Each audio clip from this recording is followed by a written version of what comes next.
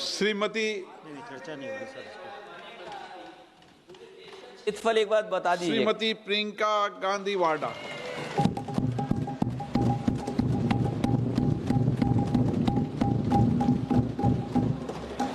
आदरणीय अध्यक्ष महोदय, मैं आपको धन्यवाद देना चाहती हूं कि इस महत्वपूर्ण मुद्दे पर आपने मुझे बोलने का मौका दिया।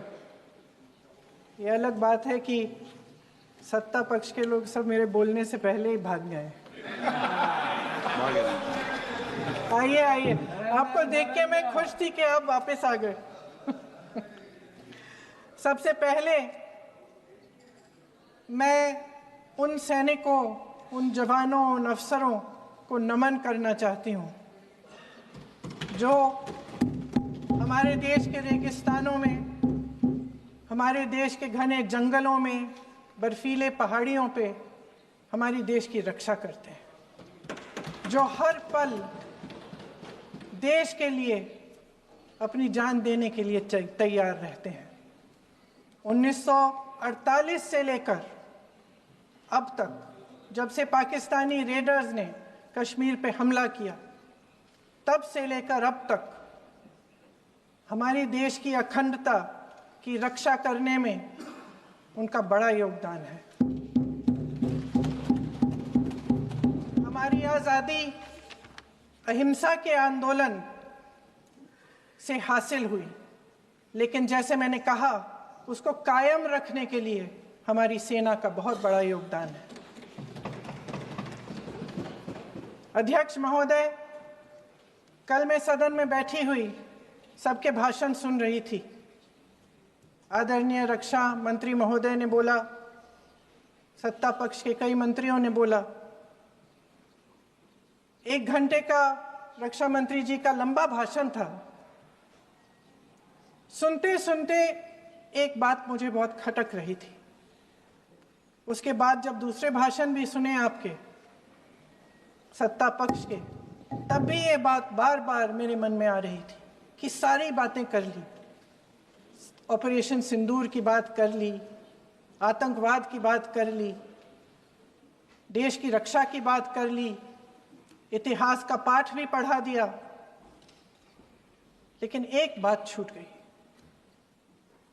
उस दिन 22 अप्रैल 2025 को जब 26 देशवासियों को अपने परिवार के सदस्यों के सामने खुलेआम मारा गया,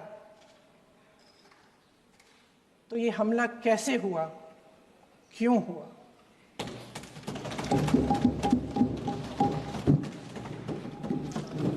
अध्यक्ष महोदय, ये लोग बैसारन वैली में, पहलगाम के पास कश्मीर में क्या कर रहे थे? आजकल पब्लिसिटी का दौर है, प्रचार का ज़माना है। कुछ समय से हमारी सरकार ये प्रचार कर रही थी कि कश्मीर में आतंकवाद ख़त्म हो गया है, कि कश्मीर में शांति है, अमन चैन है। प्रधानमंत्री जी ने खूब भाषण दिए, देशवासियों को कहा कि चलिए कश्मीर चलिए, सैर करिए। कई बार मैंने ये भी देखा मीडिया पर, टीवी पर, कि कश्मीर जाइए, ज़मीन खरीदिए, अब वहाँ अमन चैन है, शांति का वातावरण है। इसी बीच शुभम द्विवेदी, एक कानपुर के नौजवान, और उनके पूरे परिवार ने तय किया कि वो कश्मीर जाएंगे। शुभम द्विवेदी की 6 महीने पहले शादी हुई थी। उसकी पत्नी ने कहा कि उनके बीच एक ऐसा रिश्ता था, प्रेम और दोस्ती का ऐसा रिश्ता था कि वो एक दूसरे को बच्चों की तरह हंसाते थे। सोशल मीडिया पर एक वीडियो भी जारी है जिसमें पूरा परिवार एक साथ बैठा हुआ ताश खेल रहा है और ऐसे हंस रहे हैं, ऐसे हंस रहे हैं कि उस वीडियो को देख के किसी का भी दिल टूट जाए कि इस परिवार को इस तरह से उजड़ने क्यों दिया हमने। 22 अप्रैल 2025 को बैसारन वैली में मौसम का मिजाज अच्छा था। जैसे हर रोज़ लगातार 1000 से 1500 लोग वहां पहुंचते थे, उसी तरह से उस दिन भी तमाम पर्यटक वहां पहुंचे। वहां का रास्ता आसान नहीं है अध्यक्ष महोदय जी, जंगल से जाना पड़ता है, पहाड़ों के बीच जाना पड़ता है, घोड़े से जाना पड़ता है। ये परिवार वहां पहुंचे, मौसम सुहाना था, उनके बच्चे ट्रैम्पोलिन पे खेल रहे थे, कोई जिपलाइन कर रहा था, कोई चाय पी रहा था, तो कोई कश्मीर की सुंदर वादियों की ठंडी हवा का मजा ले रहा था। शुभम अपनी पत्नी के साथ एक स्टॉल पे खड़े थे। तभी अचानक 4 आतंकवादी जंगल में से निकलते हैं और शुभम को वहीं अपनी पत्नी के सामने मार डालते हैं। उसके बाद वे वहां से पूरे वैली में 1 घंटे के लिए लोगों को चुन चुन कर मारते हैं। किसी के पति को अपनी पत्नी के आंखों के सामने, किसी के पिता को अपने बेटे के सामने, चुन चुन कर 26 लोगों को मार डालते हैं। शुभम की पत्नी घबराकर वहां से भागने की कोशिश करती है, अपनी जान बचाने के लिए जंगल की तरफ दौड़ती है। वहां पता चलता है कि तमाम लोग जंगल की तरफ दौड़े हैं और अपनी जान बचाने की कोशिश कर रहे हैं। कोई अपने बेटे का हाथ पकड़ के पहाड़ों पर घसीटता हुआ जा रहा है, कोई कश्मीरी घोड़े वालों और गाइडों की मदद लेते हुए चले जा रहा है। कोई रास्ता नहीं है, कोई तरीका नहीं है, लेकिन किसी न किसी तरह से शुभम की पत्नी के शब्दों में किसी ऐसी शक्ति ने हमको बचा कर रखा कि हमें किसी न किसी तरह से हम अकेले नीचे पहुंचे। और मैं उनके लफ्ज पढ़ना चाहती हूं, क्योंकि उन्होंने कहा कि इस पूरे समय जब 1 घंटे के लिए चुन चुन कर भारतीय नागरिकों को मारा जा रहा था, इस पूरे समय उसे एक सुरक्षाकर्मी नहीं दिखा, एक सैनिक नहीं दिखा।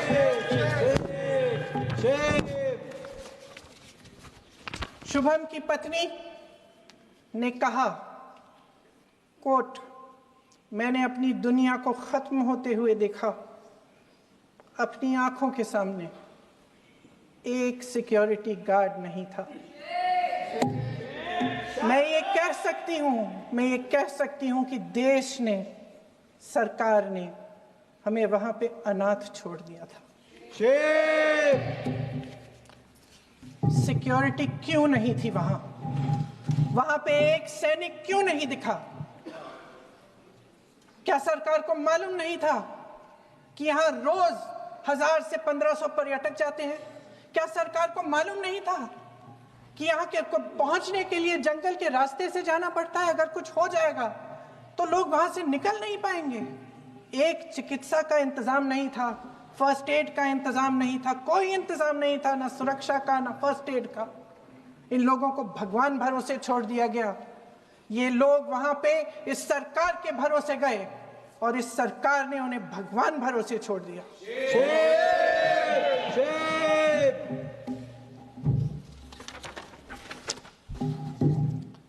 मैं पूछना चाहती हूं, ये किसकी जिम्मेदारी थी? इस देश के नागरिकों की सुरक्षा की जिम्मेदारी किसकी है? क्या इस देश के प्रधानमंत्री की नहीं है? क्या इस देश के गृह मंत्री की नहीं है? क्या इस देश के रक्षा मंत्री की नहीं है? क्या एनएसए की नहीं है? अध्यक्ष महोदय, पहलगाम हमले से सिर्फ 2 हफ्ते पहले हमारे गृह मंत्री महोदय जी कश्मीर गए थे। किस लिए गए थे?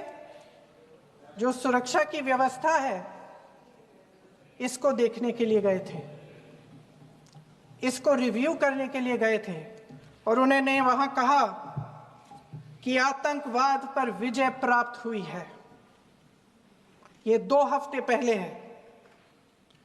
3 महीने बाद JNK के गवर्नर साहब एक आम इंटरव्यू में ऐसे ही चलते चलते कह देते हैं कि हाँ, बैसारन वैली में बहुत लापरवाही हुई और इसके लिए मैं जिम्मेदारी लेता हूँ। ऐसे ही चलते चलते, और वो बात होती है, खत्म भी वहां होती है और वहीं खत्म हो जाती है। उनसे जिम्मेदारी ली भी नहीं जाती, कोई सवाल नहीं उठाता, कोई जवाब नहीं देता। अध्यक्ष महोदय, उस हमले की जिम्मेदारी एक आतंकवादी गुट जिसका नाम टीआरएफ है थोड़े दिनों बाद लेती है। कौन है ये टीआरएफ? 2019 में ये गुट बना। 2020 में इसने कश्मीर में आतंकवाद का काम शुरू कर दिया और 2020 अप्रैल 2020 से लेकर 22 अप्रैल 2025 तक इन्होंने 25 आतंकवादी हमले किए। गृह मंत्री महोदय ने जब यूपीए सरकार के समय के आतंकवादी हमले गिने तो लगभग 25 गिनवाए थे अभी अपने भाषण में। इस गुट ने कश्मीर में 25 हमले 2020 और 2025 के अंदर एक पूरी लिस्ट है इन हमलों की। मेरे पास इतना समय नहीं है इसलिए मैं एक एक को नहीं पढ़ना चाहती, लेकिन मैं इतना कहूंगी कि इनमें रियासी का हमला भी था 2024 का, जिसमें 9 लोग मारे गए और 41 लोग घायल हुए। कुल मिलाकर 2020 से लेकर 22 अप्रैल 2025 तक टीआरएफ ने 41 सेना और सुरक्षा कर्मियों की हत्या की, 27 सिविलियन की हत्या की और 54 लोगों को घायल किया था। भारत सरकार ने टीआरएफ को आतंकवादी संगठन का दर्जा कब दिया? 2020 में दिया, 2021 में दिया, 2022 में दिया, 2023 में दिया। 3 साल बाद, 3 सालों के लिए ये आतंकवादी गतिविधियां कर रहे हैं और आप इनको आतंकवादी संगठन तब कहते हैं 2023 में? इसकी क्या वजह थी? ये सब सरकार के संज्ञान में था और आप मुझे बताना चाहते हैं, सत्ता पक्ष के नेता बताना चाहते हैं कि ये सब आपके संज्ञान में था, लेकिन कोई भी एक ऐसी एजेंसी नहीं है हमारी सरकार की जिसको पता चला कि ऐसा हमला, ऐसा भयानक हमला होने जा रहा है हमारे देश में, कि पाकिस्तान में बैठे हुए इस हमले की योजना बन रही है कि हम भारत जाके हैवानियत करेंगे, 26 लोगों को मार डालेंगे और हमें पता ही नहीं है। क्या ये हमारी एजेंसियों की विफलता है कि नहीं है? ये बहुत बड़ी विफलता है, एक बहुत बड़ी विफलता है। जानते थे कि ये गुट है, जानते थे कि 5 सालों से ये आतंकवादी हमले कर रहा है, अध्यापकों को मारा, आर्मी के बड़े बड़े अफसरों को मारा, आम जनता को मार डाला, पुलिस वालों को मार डाला, और आप इन पे निगरानी नहीं रख रहे थे। और ये जो एजेंसियां हैं इनकी जिम्मेदारी कौन लेगा? क्या आईबी चीफ ने अपना इस्तीफा दिया? क्या किसी ने इस्तीफा दिया? गृह मंत्री जी के कार्य क्षेत्र में आता है इंटेलिजेंस ब्यूरो। क्या गृह मंत्री जी ने इस्तीफा दिया? इस्तीफा छोड़िए, जिम्मेदारी ली।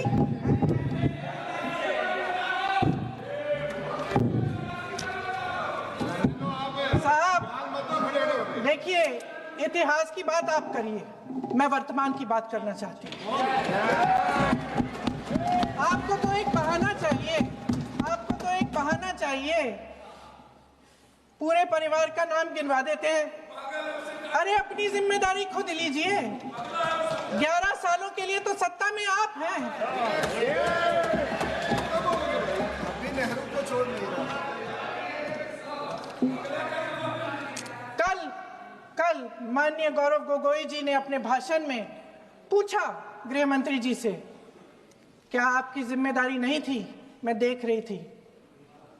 राजनाथ जी, रक्षा मंत्री जी यूं यूं अपना सर हिला रहे थे, कुछ बोले नहीं। अंदर से ये महसूस हुआ होगा कि यहाँ कुछ जिम्मेदारी थी, लेकिन माननीय गृह मंत्री महोदय जी हंस रहे थे, वे हंस रहे थे।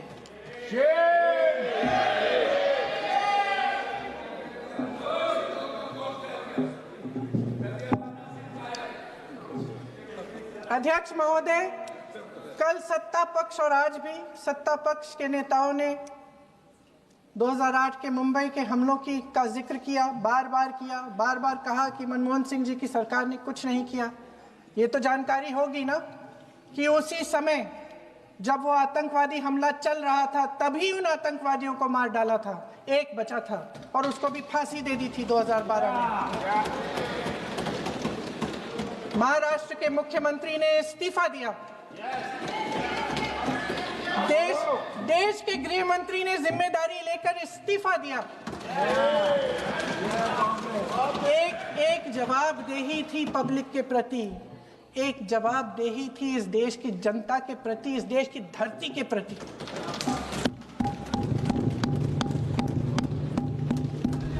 राजनाथ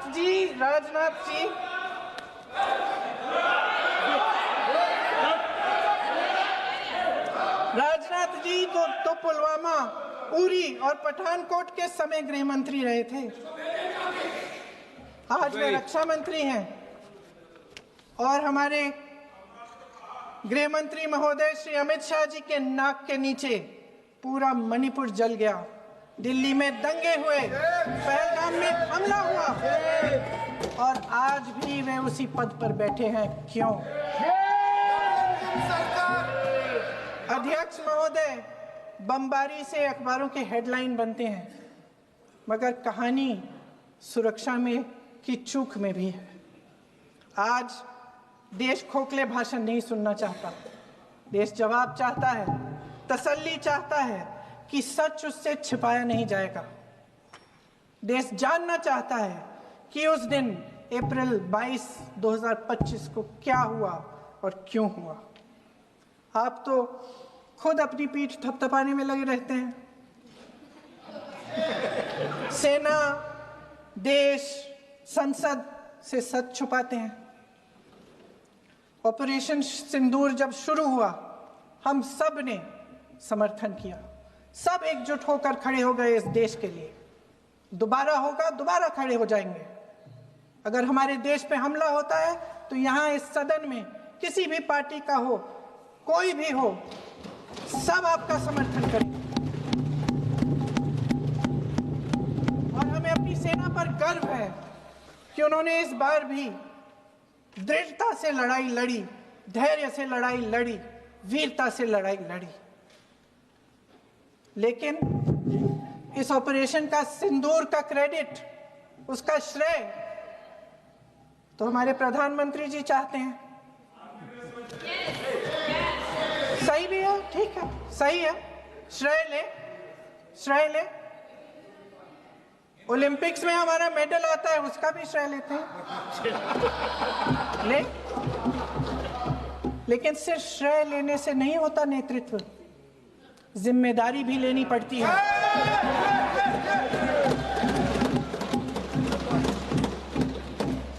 देश के इतिहास में ये पहली बार हुआ, देश के इतिहास में ये पहली बार हुआ कि जंग होते होते ही रुक गई है जी। और इस रुकावट का ऐलान हमारी सरकार, हमारी सेना नहीं करती, अमेरिका के प्रेसिडेंट करते हैं, अमेरिका के राष्ट्रपति करते हैं। ये हमारे प्रधानमंत्री महोदय की गैर जिम्मेदारी का सबसे बड़ा प्रतीक है। आज गृह मंत्री जी ने इस बात पर उल्लेख किया। उन्होंने कहा, उनके शब्दों में उन्होंने कहा कि पाकिस्तान के पास शरण में आने के बजाय कोई चारा ही नहीं था। आपने शरण दिया क्यों? वो आते हैं आपके देश के अंदर, लोगों को मार डालते हैं और आप उनको शरण दे रहे हैं। क्यों दिया शरण? इसका जवाब क्यों नहीं दिया एक भी भाषण में? जैसे ये बात उठी, शरण की बात की, हमारे गृह मंत्री जी ने इतिहास में चले गए। नेहरू ने क्या किया, इंदिरा गांधी ने क्या किया, यहां तक कि मेरी मां के आंसुओं तक चले गए। लेकिन इस सवाल का जवाब नहीं दिया कि ये सीज फायर हुआ क्यों। ये जंग रुका क्यों? और तब क्यों रुका जब दुश्मन के पास कोई चारा नहीं था हमारे श्रेय में आने के बजाय? क्यों रुका ये जंग? इसका जवाब नहीं दिया। धन्यवाद। आप देंगे?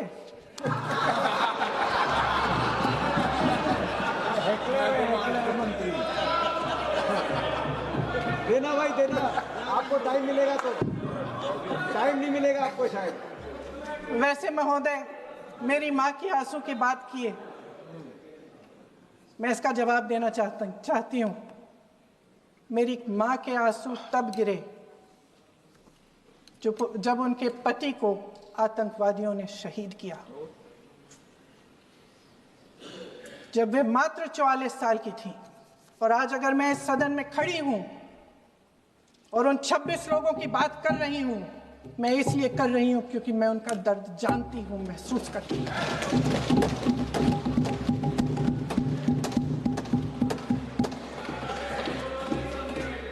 अध्यक्ष महोदय, मैंने कहा कि देश का नेतृत्व सिर्फ उपलब्धियों का श्रेय लेने से मजबूत नहीं होता। सफलता और विफलता दोनों की जिम्मेदारी लेने से बुलंद होता है। ये सोने का ताज नहीं है, कांटों का ताज है। अध्यक्ष महोदय, जब सरकार झूठी और कायर हो तो वे बहादुर से बहादुर सेना के साहस और पराक्रम को भी कमजोर कर देती है। देश को प्रतिशोध के साथ साथ सबके प्राणों की रक्षा का प्रण चाहिए। सेना की शक्ति के साथ सरकार की सच्चाई भी चाहिए।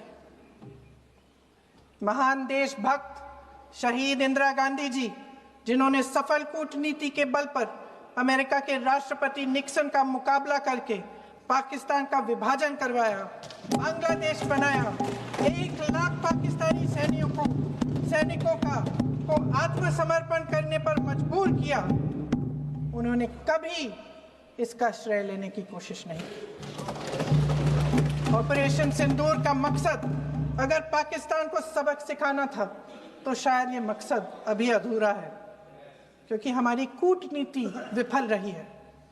इसका प्रमाण यही है कि ऑपरेशन सिंदूर के बाद एक पाकिस्तानी जनरल, जिसके हाथ खून से रंगे थे, अमेरिका के राष्ट्रपति के साथ बैठकर लंच खा रहे थे। अगर ऑपरेशन सिंदूर का मकसद आतंकवाद को खत्म करने का था तो पाकिस्तान को संयुक्त राष्ट्र के आतंकवाद विरोधी समिति का अध्यक्ष चुने जाने से इस मकसद को धक्का लगा है। इसकी जिम्मेदारी कौन लेगा? क्या हमारे प्रधानमंत्री लेंगे? क्या उनमें ये हिम्मत है? नहीं है। अगर इस ऑपरेशन के दौरान हमारे जहाजों का नुकसान नहीं हुआ तो सदन में इसे साफ साफ कहने से क्या डर है? क्यों नहीं कहा है? कल भी रक्षा मंत्री जी ने कहा कि हमारे इंफ्रास्ट्रक्चर का नुकसान नहीं हुआ, तो जहाजों के बारे में भी बता दें, साफ साफ बता दें, क्या हर्ज है? सच्चाई तो है। सवालों से बचने के लिए ये सरकार हमेशा प्रयास करती है। इसकी राजनीतिक कायरता बेमिसाल है। देशवासियों के प्रति जवाबदेही का एहसास ही नहीं है। सच्चाई ये है कि इनके दिल में जनता के लिए कोई जगह नहीं है। सब राजनीति है, सब पीआर है, सब प्रचार है, सब पब्लिसिटी है। देश की जनता के लिए आपके हृदय में कुछ नहीं रहा। बहुत समय हो गया है आप इस प्रचार में ही लिप्त हैं, जनता को देख नहीं पा रहे हैं। जी माननीय, जो पहलगाम में हुआ, खत्म करती हूँ, जो पहलगाम में हुआ उससे हर एक देशवासी के दिल पे चोट पहुंची है। हिमांशी नारवाल की गुहार ने हम सबको शर्मिंदा किया है। इसीलिए मैं आज यहाँ खड़े हुए एक आखिरी बात करना चाहती हूँ।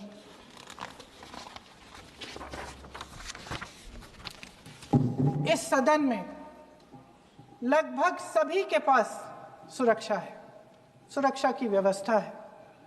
हम जहां भी जाते हैं हमारे साथ सुरक्षा कर्मी आते हैं।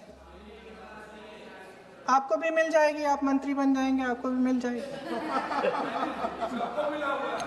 मैं मजाक की बात नहीं कर रही हूँ, थोड़ा सा धैर्य रखिए। उस दिन पहलगाम में 26 परिवार उजड़ गए।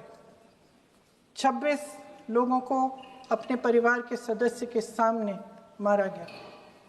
26 बेटे, पति, पिता गुजर गए।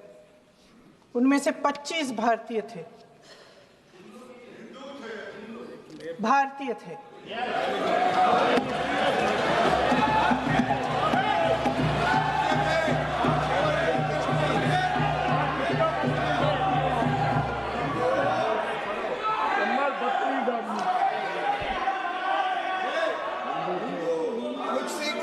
जितने भी लोग बैसारन वैली में थे और जो 25 भारतीय मारे गए, उनके लिए कोई सुरक्षा नहीं थी। कोई सुरक्षा नहीं थी। आप कितनी भी ऑपरेशन कर डालें, आप इस सच्चाई के पीछे छुप नहीं सकते, इसे नकार नहीं सकते। आपने उनको सुरक्षित नहीं किया। कोई शर्म नहीं है, कोई शर्म नहीं है, कोई शर्म नहीं है और ना कभी होगी। सुन लीजिए, सुबह भी मैं शिव मंत्र बोल के आई हूं। इनको क्या पता शिव मंत्र क्या है? शिव मंत्र इनका खत्म कर लूं अपना भाषण। शिव मंत्र मैं एक बार उन 25 भारतीयों के मैं एक बार उन 25 भारतीयों के नाम इस सदन में पढ़ना चाहती हूं, ताकि यहां बैठे हर सदस्य को यह एहसास हो कि वे भी हमारी तरह इंसान थे, किसी राजनीतिक बिसात के मोहरे नहीं थे। वे भी इस देश के बेटे थे, वे भी इस देश के शहीद हैं। उनके परिजनों के प्रति हम सब की जवाबदेही बनती है। उन्हें सच्चाई जानने का हक है। समीर गुहा भारतीय, बिट्टन अधिकारी, मनीष रंजन, हेमंत सुहास जोशी, विनय नारवाल, सुशील नथनियल, अतुल श्रीकांत मोने, सैयद आदिल हुसैन शाह, नीरज वानी, रामचंद्रन, संजय लक्ष्मण लेले, दिनेश अग्रवाल, दिलीप दिल से, कुमार सतपति, JS चंद्रमौली। अब आप बोलिए, अब आराम से बोलिए। JS चंद्रमौली, यतीश परमार, S मधुसूदन राव, सदस्य नारेबाजी का सदन नहीं है। शैलेश कलाटिया, ये तरीका ठीक नहीं है आपका। मंजुनाथ राव, कौस्तभ गणबोटे, शुभम द्विवेदी। जय हिंद।